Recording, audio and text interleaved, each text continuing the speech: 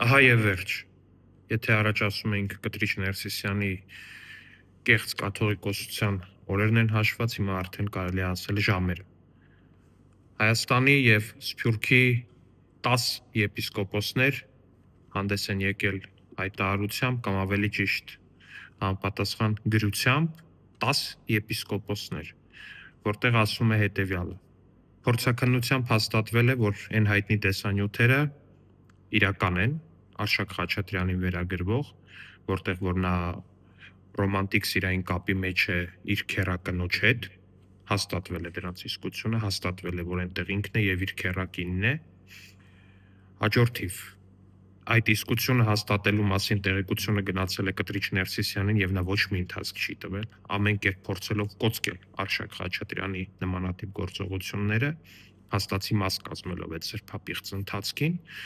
եւ Սույն գրությունը իրենից փաստացի ենթադրում է, որ 10 եպիսկոպոսները այլևս չեն հավատում Կտրիչ Ներսիսյանին եւ չեն ընդունում նրան որպես ուղիղ վարդապետություն իրականացնող կաթողիկոս։ Այսինքն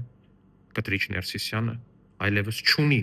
եկեղեցում եպիսկոպոսների աջակցությունը եւ նրա ժամերը այլևս հաշված են կեղծ կաթողիկոսության պաշտոն։